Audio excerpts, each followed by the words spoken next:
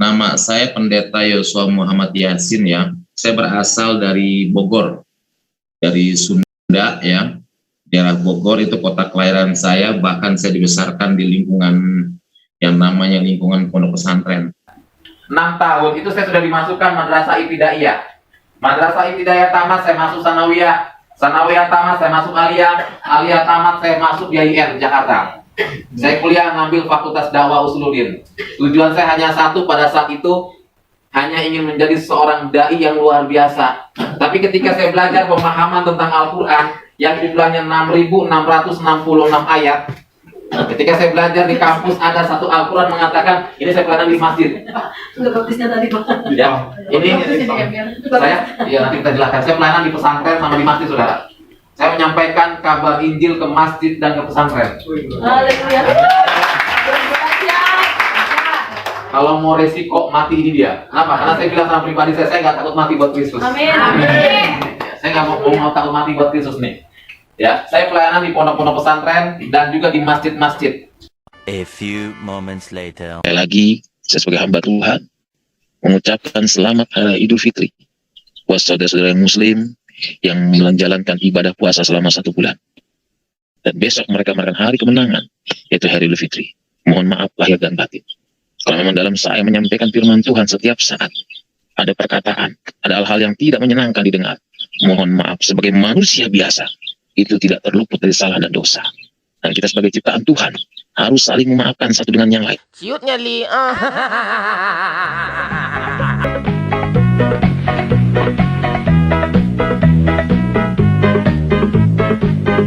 Assalamualaikum warahmatullahi wabarakatuh, sahabat semuanya. Jumpa lagi kita ya. Alhamdulillah.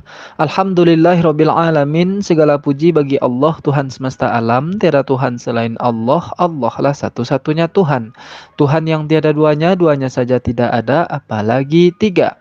Ya sahabat, kali ini kita akan fokus dulu untuk membahas si Yosua ini ya sahabat. Yosua pembakar 3 gereja. Nah, mengenai 3 gereja yang dia bakar itu sahabat, ada 2 video kesaksian dia yang menyebutkan nama-nama gereja yang dia bakar gitu ya. Video yang pertama, pelet tupai saya menemukan di sini sahabat.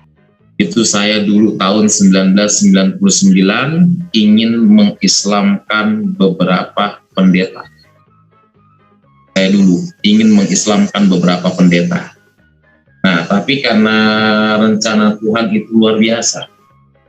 Bahkan peristiwa pembakaran gereja yang ada di Bojonggede, gereja yang ada di Depok, bahkan gereja yang ada di Kampung Liok, Depok, Citayam. 3 buah gereja saya bakar dulu waktu saya belum kenal Tuhan.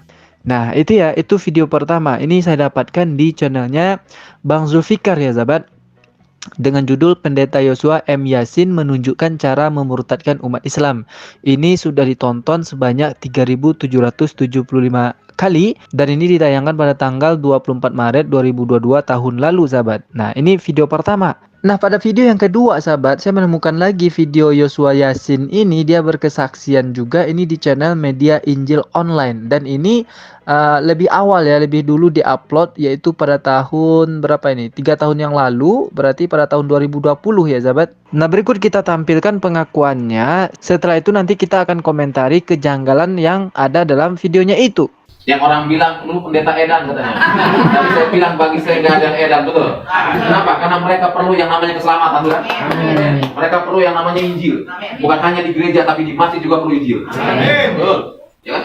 Mungkin sudah lama ya orang Kristen dengar Injil udah lama, tapi mereka pun perlu Injil, betul kan? Nah, tahun 2000 saya kenal Tuhan. Kenapa? Karena saya dulu peristiwa pembakaran gereja yang ada di Citayam. Gereja GPDI Citayam, gereja GPB Depok, dan gereja Bojonggede. Itu peristiwa pembakaran. Kenapa saya bakar gereja? Karena pada saat itu saudara, tujuan saya hanya satu, mengislamkan pendeta. Nah, sudah 2 video yang kita putarkan tentang pengakuan Yosua ini membakar 3 gereja. Pelet tupai saya berkata ada kejanggalan sahabat. Ada yang janggal katanya. Kalau masalah nama-nama gerejanya itu nggak janggal. Ya, bisa dikatakan sama. Itulah gereja-gereja yang dibakarnya. Ini boleh ditelusuri nanti ya. Betul apa tidak gereja itu dibakar? Kalau betul tentu harus diproses secara hukum. Masa dibiarkan saja rumah ibadah dibakar gitu. Jadi nama gerejanya nggak ada yang janggal, cuman bisa ditelusuri. Nah, kejanggalan itu nampak ketika kenapa dia membakar gereja. Alasan dia membakar gereja itu apa coba? Karena ingin memualafkan pendeta, sahabat. Ini seorang ustadz, ngaku ustadz, lulusan jebolan pesantren, guru agama, tapi membakar gereja demi memualafkan pendeta. Masuk akal nggak ini? Nggak akan masuk akal. Jangankan akal, masuk mulut saja nggak bisa, sahabat. Karena ustadz tidak mungkin melakukan itu. Ustadz pasti paham bahwa agama Islam itu tidak boleh dipaksakan. Nih ustadz mana yang memaksakan Islam ke orang? Bahkan sampai membakar rumah ibadah orang itu. Kan ongok raya ini, sahabat. Janggal ya, sangat janggal. Ini kejanggalan yang pertama, sahabat. Yang kedua, kita akan menemukan kejanggalan dia ketika dia bersaksi mengatakan alasan kenapa dia berpindah agama. Berikut videonya. Pada saat itu dapat undangan, kalau tidak salah undangan Maulid Nabi, saya ingin menyampaikan ceramah agama Islam di daerah Sawangan. Tahu Sawangan Depok, Pak ya? Iya, tahu, Bang. Ya, kalau orang Depok pasti tahu lah daerah Sawangan Depok. Iya. Nah, saya ingin ceramah di situ, menyampaikan ceramah. Saya pakai mobil pribadi saat itu, yang bawa ya anak murid saya, santri. Terus saya bilang, ayo antar Ustadz. Diantarlah saya ceramah. Nah, pada saat itu Tuhan izinkan saya itu dalam perjalanan, ya masih siang lah, masih sekitar ya nggak begitu malam. Tuhan izinkan saya tuh pengen buang hajat besar. Saya bilang sama santri saya, tolong berhenti nih mobil, cari di rumah penduduk ini yang ada WC. Nah, santri saya turun, dia cari di rumah penduduk itu nggak ada WC. Zaman dulu maaf kata di kampung itu kebanyakan jamban, Pak ya. Tahu jamban ya? Maaf kata jamban itu tempat pembuangan kotoran. Nah, saya Pak, santri saya lapor, Pak Ustadz, di rumah penduduk ini nggak ada WC, yang ada jamban. Saya bilang, Masya Allah. Saya bilang kalau saya buang hajat di jamban, saya bilang, saya kan pakai baju gomis, yang ada dibuka semua, nanti kelihatan semua, udah saya bilang. Ya, Pak, saya berusaha suruh santri cari rumah yang ada WC-nya. Nah, ada rumah gedong itu di Sawangan, Nah, saya lupa nama jalannya. Ya, saya minta diantar sama santri, saya antar itu Ustadz ke rumah itu. Saya nggak tahu kalau rumah gedong itu rumah orang Kristen. Kenapa? Karena ketika saya ngucapin rumah gedong itu, saya ngucapin Assalamualaikum 3 kali nggak jawab. Ya, kan, saya gedor pintu yang punya rumah keluar. Dia tanya sama saya, ada apa Pak? Saya bilang, saya mohon izin, saya bilang, saya pengen buang hajat besar, saya ingin menyampaikan ceramah agama Islam. Ada gak WC Bu di tempat Ibu? Ada Pak, silakan Bapak masuk aja. Saya masuk, saya buang hajat besar, saya pengen pamit kepada yang punya rumah. Saya tanya, ada pembantu lagi beres-beres pelas dan ngepel dan sebagainya. Saya tanya, mana Ibu yang tadi? Oh, Ibu ada di ruangan tengah Pak, Bapak masuk aja ke ruangan tengah. Nah, ketika saya masuk ke ruangan tengah, saudaraku yang dikasih dalam Tuhan, saya melihat gambar sedang bawa domba dan tongkat. Saya kaget. Kenapa saya kaget? Karena gambar itu mirip yang ada dalam mimpi saya. Iya. Sampai saya bertanya sama yang punya rumah, Bu, boleh saya tanya Bu, sebelum saya pamit, tanya apa Pak, silakan.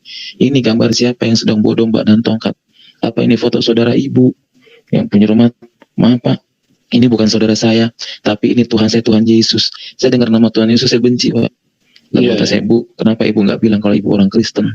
Emang kenapa Pak? Saya benci sama orang Kristen Bu, saya bilang.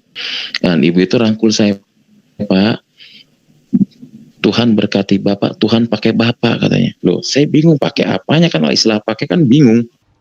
Nah, gitu ya.